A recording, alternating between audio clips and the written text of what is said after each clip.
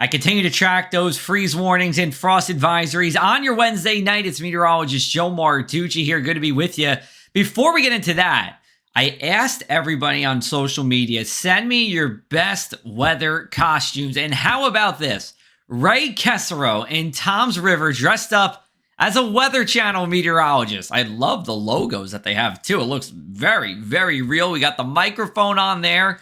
And not only that, but his brother Vincent dressed up as a tornado as well. So thank you to the Caruso family for your interest in weather and for sending me those photos as well. All right, let's get into the cold weather alerts that we do have for tonight. We have a freeze warning in effect for pretty much all of inland South Jersey. The exception is the lower part of Cape May County, where low temperatures will likely be in the upper 20s tonight. Now, at the shore, we have a frost advisory, and that's because even though air temperatures will be above 32 degrees at the ground, it could get down to 32 and form frost. Well, we'll talk to you about that in just a minute. Let me show you our freeze risk as we go overnight. So this is 11 o'clock, and you start to see some of these light blues. That means a low freeze risk. Temperatures are falling to 32.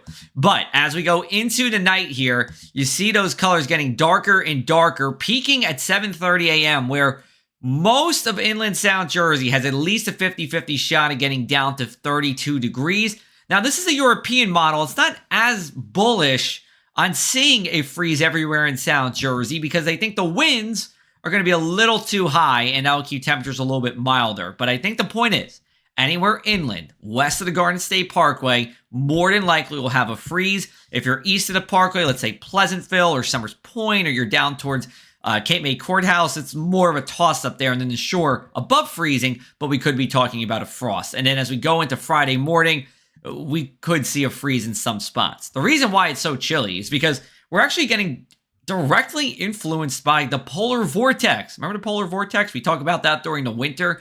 Usually spins at the North Pole. Well, it's wobbling down south a little bit. And while we're not in the core of the polar vortex, it's still enough to send a jet stream down to our area. And on the north side of that jet stream is a lot of chilly air. Now, what will happen is the polar vortex will strengthen and retreat a little bit further to the north over the next couple of days, and we get milder, especially on Friday and into the weekend, which should be another really nice one as we go forward in time. Taking a look at our futurecast and our winds. This is 7 o'clock tonight.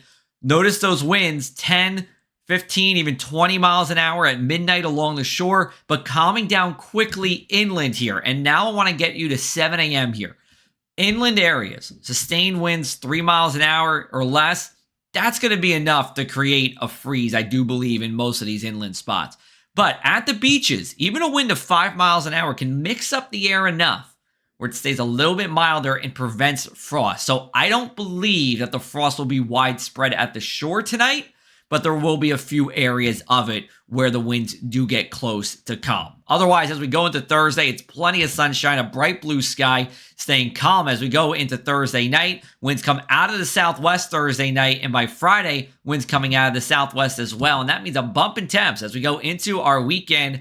Highs on Thursday, only in the low 50s. We'll add about a dozen degrees to that by Saturday and Sunday here. And then as we go into next week, staying seasonable or above average, at least for the first couple of days of it. Over at the shore, still that same increase as we go forward into the weekend as well. So let me show you the forecast icons to go with your forecast, temperature forecast over the next 7 days. 50s and chilly for Thursday and Friday, but then we get to above average for Saturday and Sunday here. It's not going to be bathing suit weather at the beach, but it's going to be nice to be out and about, whether you're in Vineland, Hamilton, or in Atlantic City here. And then as we go into next week, looking to be more unsettled across the area. We are looking for areas of rain. More than likely, this is going to be Tuesday and Wednesday, though we'll keep a half eye out for what happens on Monday as well. Tuesday, of course, Election Day. And then I do believe as we go into the later part of next week and into the following week here, that we have a big cool down coming, probably similar to what we saw today and what we'll see Thursday, with high temperatures only around 50 degrees and lows inland below freezing.